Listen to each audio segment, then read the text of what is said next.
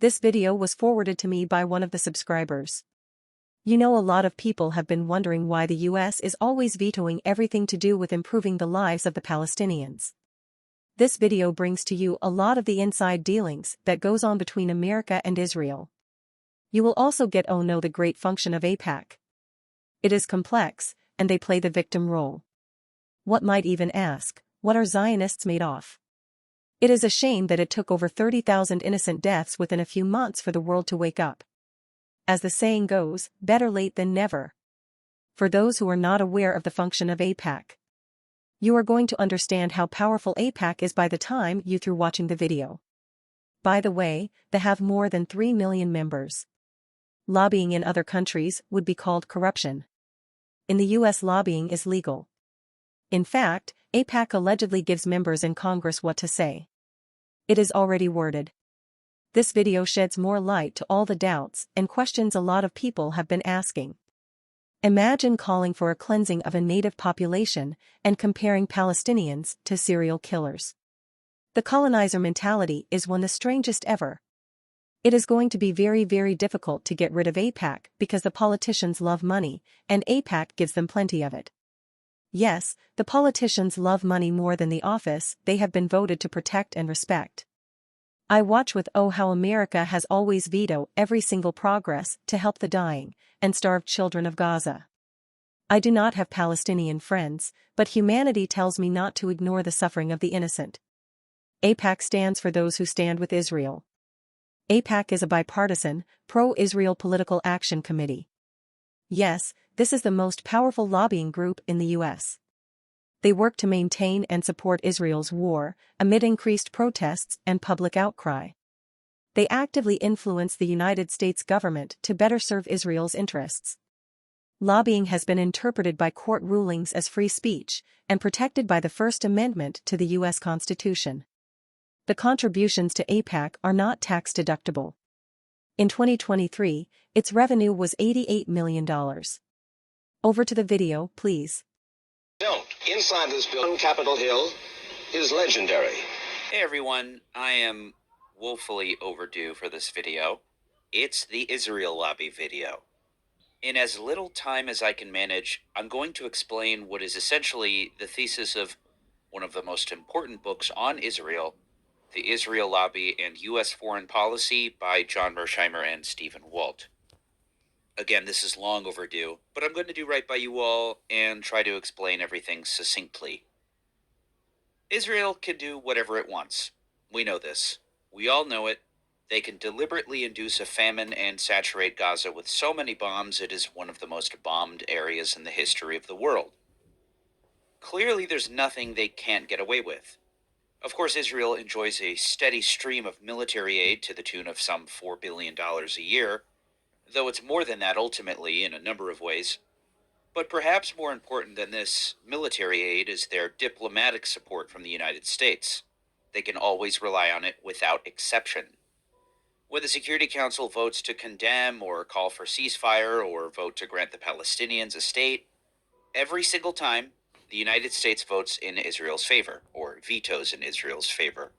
It is for this reason that Israel enjoys complete and total immunity from consequence for its many grave crimes against humanity. And now the same is true even as Israel is committing a genocide, something easily provable pursuant to international humanitarian law. I've made several videos on the topic. But today I'd like to explain, why does the US do this? It's almost completely alone in the world in this regard.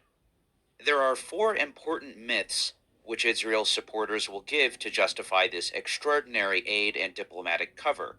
Let's start with the first one. Myth number 1. Israel is a strategic asset.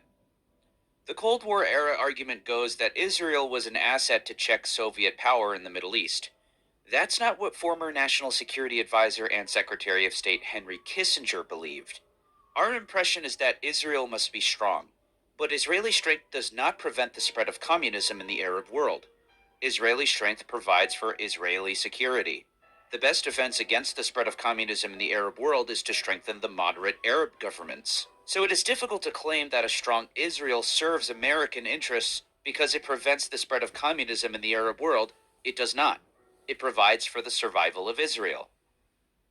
In 1982, still well before the Soviet Union's demise, Israel's invasion of Lebanon created Hezbollah, who killed hundreds of U.S. Marines in a suicide bombing at the barracks of the 1st Battalion 8th Marines. Another bombing of the U.S. Embassy there was the single deadliest day in the CIA's history.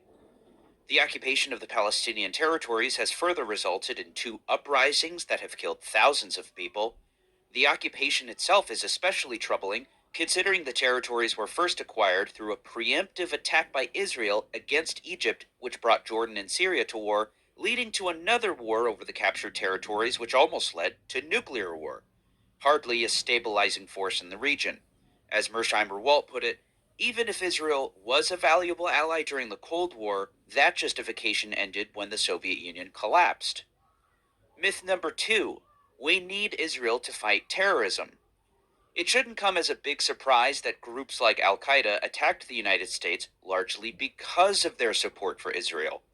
Years before 9/11, when a bomb-laden van exploded under the North Tower of the World Trade Center in 1993, a young Ramzi Youssef sent letters to New York newspapers claiming responsibility.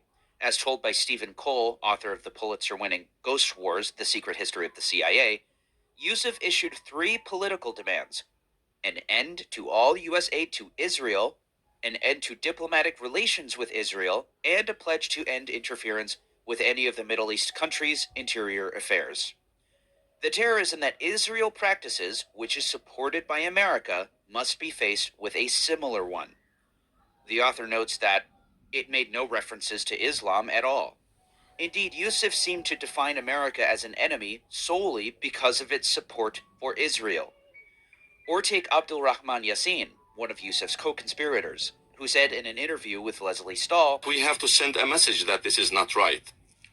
This is to revenge for my Palestinian brothers and my brothers in Saudi Arabia." The architect of the later 9/11 attacks themselves, none other than Khalid Sheikh Mohammed, was also motivated by U.S. support for Israel, according to the official 9/11 Commission report. By his own account, KSM's animus toward the United States stemmed not from his experiences there as a student, but rather from his violent disagreement with U.S. foreign policy favoring Israel. There's also the man himself, Osama bin Laden. In Lawrence Wright's Pulitzer-winning The Looming Tower, the author describes a 14-year-old Osama. Sometimes he would sit in front of the television and weep over the news from Palestine. In his teenage years, he was the same nice kid, his mother later related, but he was more concerned, sad, and frustrated about the situation in Palestine in particular and the Arab and Muslim world in general. He was vocal about it in the years prior to 9/11, declaring in his 1996 fatwa, "It is no secret to you, my brothers, that the people of Islam have been afflicted with oppression, hostility, and injustice by the Judeo-Christian alliance. Your blood has been spilt in Palestine and Iraq." Mr. bin Laden, you have declared a jihad against the United States. Can you tell us why? The US government has committed acts that are extremely unjust, hideous, and criminal through its support of the Israeli occupation of Palestine. And we believe the US is directly responsible for those killed in Palestine, Lebanon, and Iraq. Americans are asking, why do they hate us? They hate what they see right here in this chamber. A democratically elected government. Their leaders are self-appointed. They hate our freedoms. Myth number 3. Israel is the only democracy in the Middle East. Israel is the only democracy in the Middle East, the only place where all 3 monotheistic religions are allowed to peacefully practice. I believe that America has a moral obligation to continue to support Israel. Israel is neither a democracy nor is it especially moral compared to other states. That's putting it lightly, but bear with me. First of all, in February of 2023, the Civilian Authority, or the body that governs the West Bank, was transferred to Israeli Finance Minister Bezalel Smotrich. In other words, the West Bank was effectively annexed in 2023. What has been ruled by a military commander for more than half a century was transferred over to civilian control, being administered by the federal government of Israel.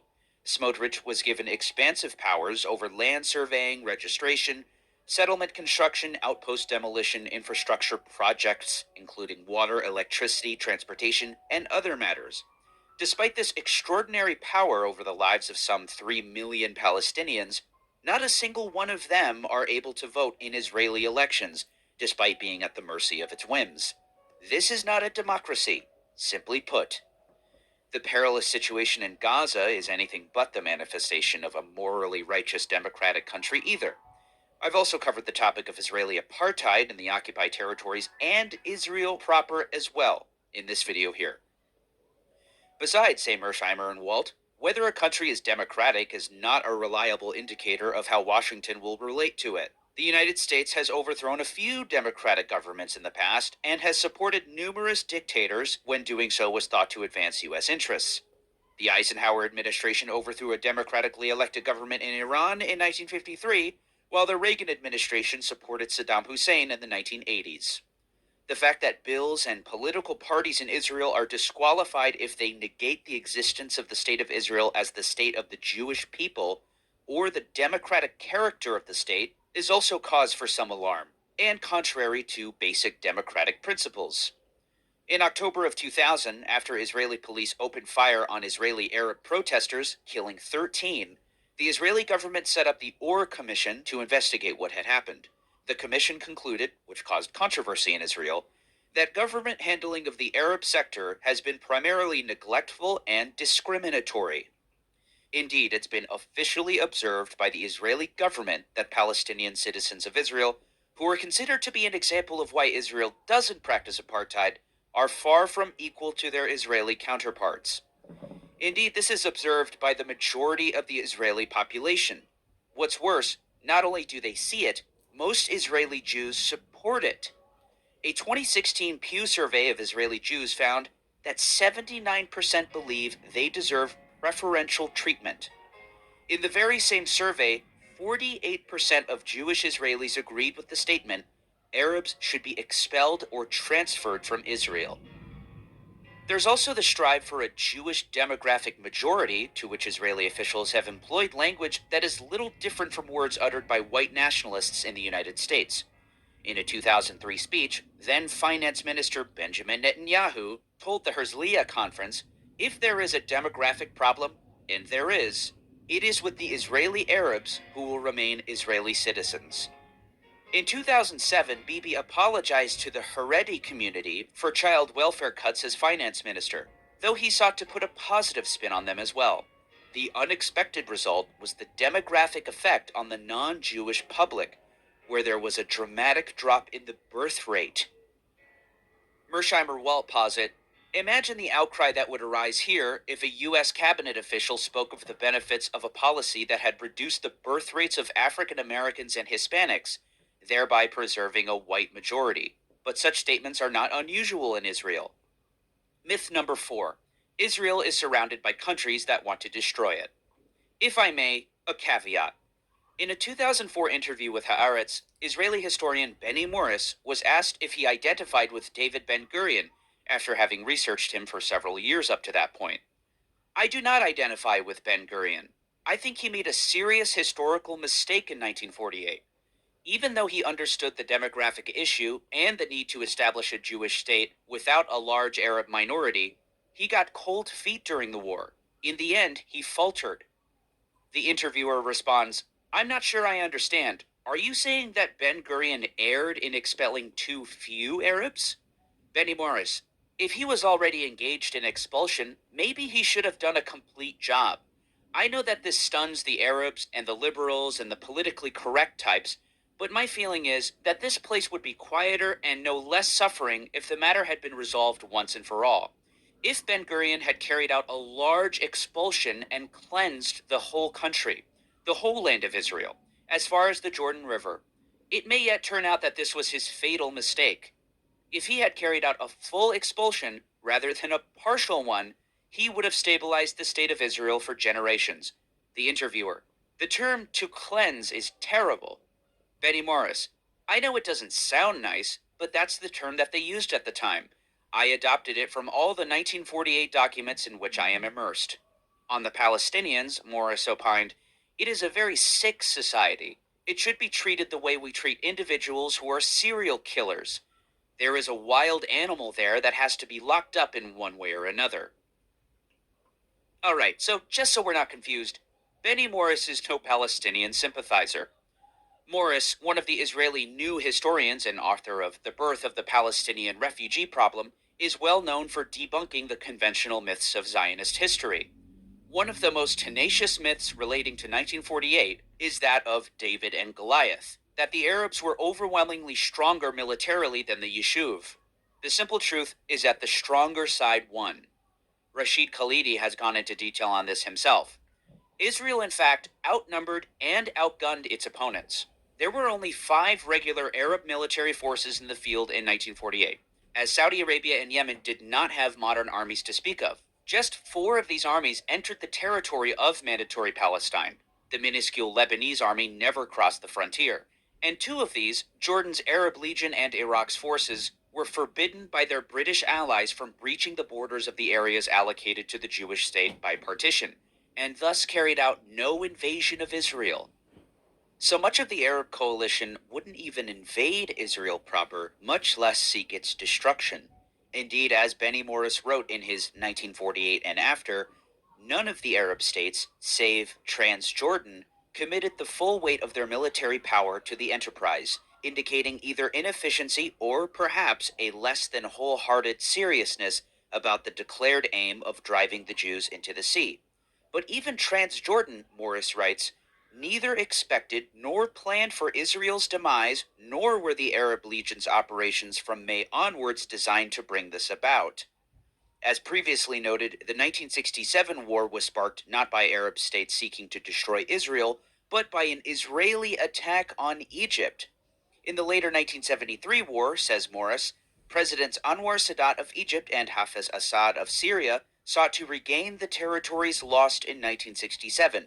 Neither aimed to destroy Israel, despite a still widely held belief, apparently, since Helen Mirren starred in a movie which declares the opposite. If the Arabs reach Tel Aviv, Israel will be wiped off the map. Of course, today, Israel is one of the most powerful militaries anywhere in the entire world. The 4th most powerful military after the US, Russia, and China, according to US News and World Report. It is also the only country in the Middle East, and in fact one of the very few anywhere, with nuclear weapons.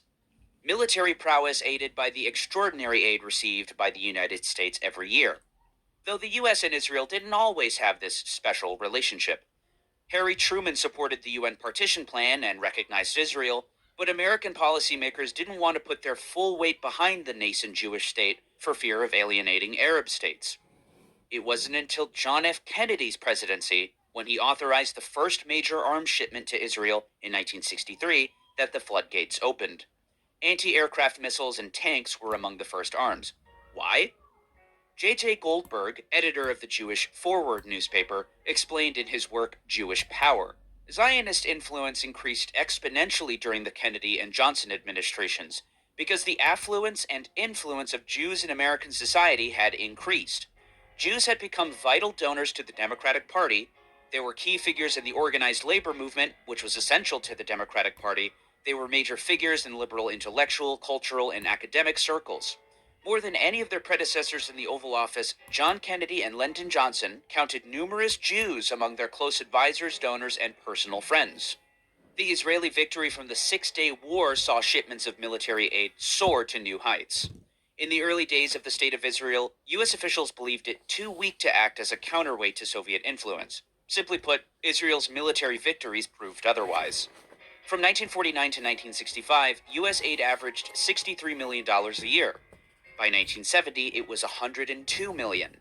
And in 1971, U.S. aid reached a staggering $634 million, 85% of that pure military aid. This amount quintupled after the Yom Kippur War in 1973. By 1976, Israel was the largest recipient of U.S. foreign aid, a status it has held ever since. Over the years, Congress has granted Israel myriad special privileges in order to receive more aid and quicker, Mersheimer and Walt explain. Most recipients of American foreign aid get their money in quarterly installments, but since 1982, the annual foreign aid bill has included a special clause specifying that Israel is to receive its entire annual appropriation in the first 30 days of the fiscal year. it's required that they have to buy American weaponry. The Foreign Military Financing Program normally requires recipients of U.S. military assistance to spend all of the money here in the United States to help keep American defense workers employed. Congress grants Israel a special exemption in the annual appropriations bill, however, authorizing it to use about 1 out of every 4 U.S. military aid dollars to subsidize its own defense industry. Jeremy M. Sharp noted in a 2006 report for the Congressional Research Service that no other recipient of U.S. military assistance has been granted this benefit.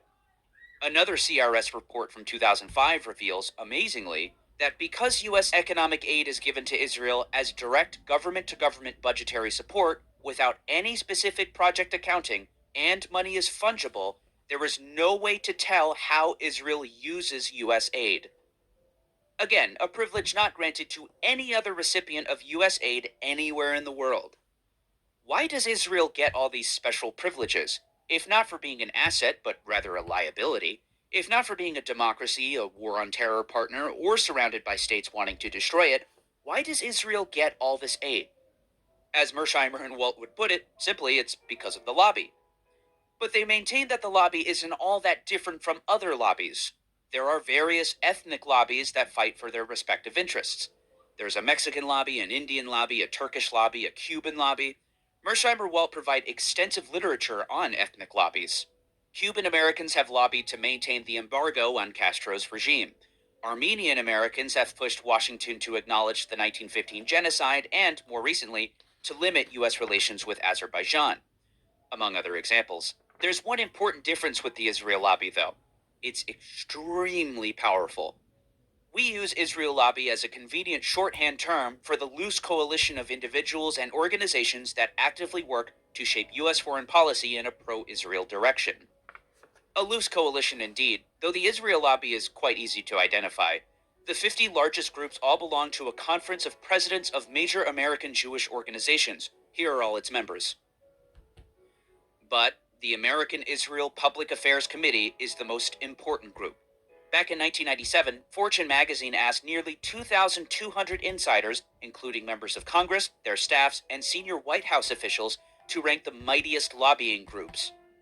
AIPAC placed second, behind the 33 million member AARP. A key pillar of the lobby's effectiveness is its influence in the U.S. Congress. Whether the issue is abortion, arms control, affirmative action, gay rights, the environment, trade policy, healthcare, immigration, welfare, there is almost always a lively debate on Capitol Hill. But where Israel is concerned, potential critics fall silent, and there is hardly any debate at all. To understand why that is, we must examine AIPAC's grooming of congressional candidates. As former AIPAC President Howard Friedman explained in August 2006, AIPAC meets with every candidate running for Congress. These candidates receive in-depth briefings to help them completely understand the complexities of Israel's predicament and that of the Middle East as a whole. We even ask each candidate to author a position paper on their views of the U.S.-Israel relationship, so it's clear where they stand on the subject. In 1990, Democrat Harry Lonsdale challenged the Republican senator from Oregon, Mark Hatfield. The word that I was pro-Israel got around, he said. Lonsdale described a visit to AIPAC headquarters during his campaign. It was an experience I will never forget. It wasn't enough that I was pro-Israel. I was given a list of vital topics and quizzed, read grilled, for my specific opinion on each. Actually, I was told what my opinion must be and exactly what words I was to use to express those opinions in public. Shortly after the encounter at AIPAC, I was sent a list of American supporters of Israel that I was free to call for campaign contributions. I called, they gave, from Florida to Alaska. There's a reason Bill Clinton referred to AIPAC as better than anyone else lobbying in this town. Life is good on AIPAC's good side, but another reason why AIPAC is so effective is its ability to punish those who incur its wrath. In one stark example, Americans will remember what happened in February of 2019 when journalist Glenn Greenwald reported on Twitter that Kevin McCarthy was seeking to reprimand Representatives Ilhan Omar and Rashida Tlaib over their criticisms of Israel. Ilhan Omar, the newly elected Somali-American representative from Minnesota's 5th Congressional District, responded with 6 words. It's all about the Benjamin's baby. But Omar was far from finished. When asked, would love to know who Ilhan Omar thinks is paying American politicians to be pro-Israel, Omar replied with one word, AIPAC. Trump called on her to resign. And I think she should resign from Congress, frankly. Democrat Majority Leader Steny Hoyer, House Majority Whip Jim Clyburn, and Speaker of the House Nancy Pelosi published a statement which read, "Anti-Semitism must be called out, confronted and condemned whenever it is encountered without exception. We are and will always be strong supporters of Israel in Congress because we understand that our support is based on shared values and strategic interests. Congresswoman Omar's use of anti-Semitic tropes and prejudicial accusations about Israel supporters is deeply offensive. We condemn these remarks and we call upon Congressman Omar to immediately apologize for these hurtful comments." A statement that could very well have been written by AIPAC, for letter writing is their specialty, as we'll see later. AIPAC's political operation is used precisely as Representative Omar suggested, says former AIPAC employee MJ Rosenberg.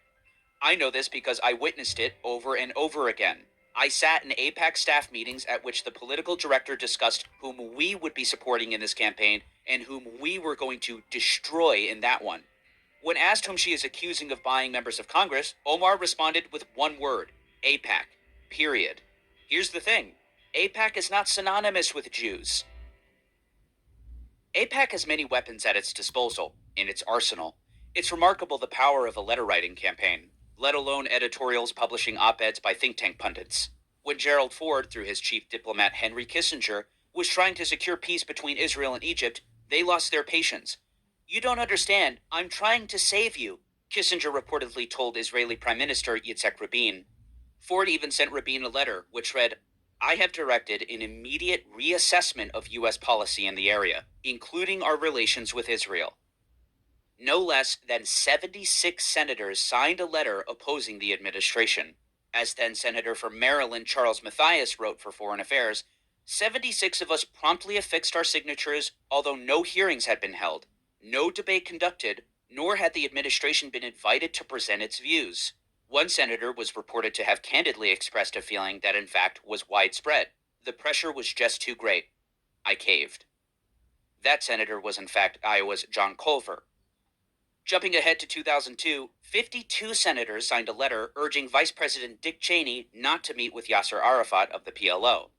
In one ambitious example, AIPAC mobilized thousands of pro-Israel activists to urge lawmakers to sign a letter to the Bush administration calling for an end to all American contacts with members of the Palestinian Authority. Some 6,000 AIPAC members took part, meeting with hundreds of lawmakers, pushing pieces of legislation mandating tougher sanctions against Iran and ensuring financial aid to Israel.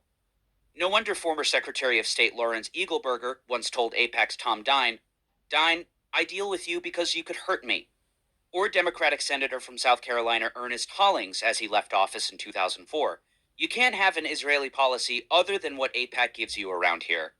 For not towing the line, as presidential hopeful Howard Dean failed to do, by suggesting the U.S. take a, quote, even-handed role in the Arab-Israeli conflict.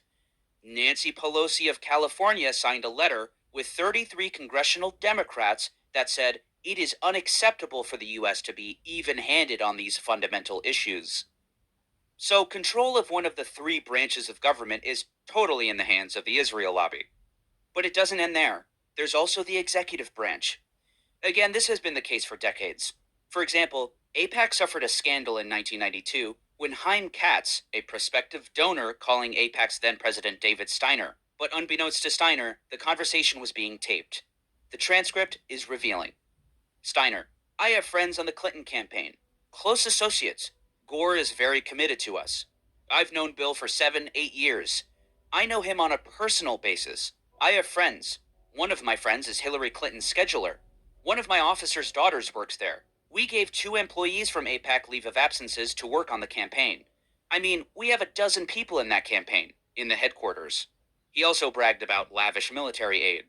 "I met with U.S. Secretary of State Jim Baker, and I cut a deal with him. Besides the $10 billion in loan guarantees, which was a fabulous thing, $3 billion in foreign and military aid, and I got almost $1 billion in other goodies that people don't even know about." Steiner was right. Martin Indyk, co-founder of the Washington Institute for Near East Policy and former deputy director of research at AIPAC, earned a seat at Clinton's National Security Council and went on to become the U.S. ambassador to Israel and Assistant Secretary of State. WINEP's other co-founder, Dennis Ross, also served prominently as Clinton's special envoy to the Middle East. These were Clinton's advisors for the 2000 Camp David summit. In the Bush administration, that's for another video. But this trend goes back years. Take a look at this 1987 New York Times article. Speaking of AIPAC, so impressive is its political mystique that now, 16 months before the 1988 elections, nearly all the presidential candidates have already met with AIPAC officials to be interviewed about their positions on the Middle East. This is an actual example, Mr. Tom Dine said. I won't give you the name. One of the presidential candidates called us and said, I will be publicly declaring soon, and I am interested in hiring so-and-so for a top campaign position. Tell me what you think of him. Was it thumbs up or thumbs down, Mr. Dine was asked. Thumbs up. The Israelis are more than aware of the importance of AIPAC, with former Prime Minister Ariel Sharon telling an audience, when people ask how they can help Israel, I tell them, help AIPAC. Sharon's successor, Ehud Olmert, agreed. Thank God we have AIPAC, the greatest supporter and friend we have in the whole world. So AIPAC appears to have the executive branch as well. But aside from pure government influence, what shapes narratives in the media also influences not only policy, but also everyday conversation. Much of the time, editorial boards, executives, CEOs are staunchly pro-Israel. The longtime editor of the Wall Street Journal, Robert Bartley, once said, Shamir, Sharon, Bibi, whatever those guys want is pretty much fine by me, a trend that appears to have continued after his death. Though the political affiliations of editors and CEOs is critical in understanding coverage, a topic I explore in this video about CNN's recent pro-Israel bias, the backlash from the lobby is itself a potent force. After Israel invaded Ramallah, Bethlehem, and most notably Jenin in the West Bank during the Second Intifada, intense public reaction to coverage of the violence of the Middle East conflict has prompted unusually harsh attacks on several news media outlets and has led to boycotts of the New York Times, the Los Angeles Times, and the Washington Post. WBUR-FM in Boston said it has lost more than $1 million in underwritings and pledges this year, nearly 4% of its annual budget. Then CNN chief news executive Eason Jordan said he could find up to 6,000 email messages protesting coverage in his inbox in a single day. In a callback to the experts filter, as in the 5 filters of the mass media laid out in the foundational media criticism text, Manufacturing Consent, Mersheimer Walt explained that instead of relying on government officials or academics to provide analysis and commentary, news media increasingly depend on experts from Washington-based think tanks. Many think tanks also distribute brief and easily digested policy memorandums to legislators and other government officials. They organize seminars, working breakfasts, and briefings for officials and their staffs, and encourage their own analysts to publish op-eds and other visible forms of commentary, all with the goal of shaping the prevailing climate of ideas.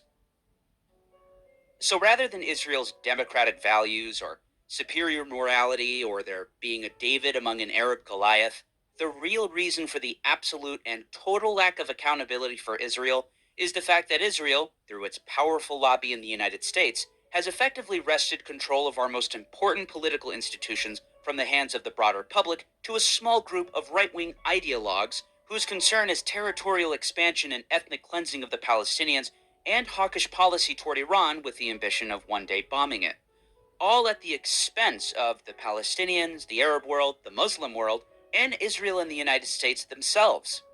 Indeed, Israel's hand in the invasion of Iraq hurt, most of all, millions of Iraqis, but also Israel and the United States, by alienating Arab leaders and ultimately strengthening Iran and providing it numerous safe havens in the Middle East.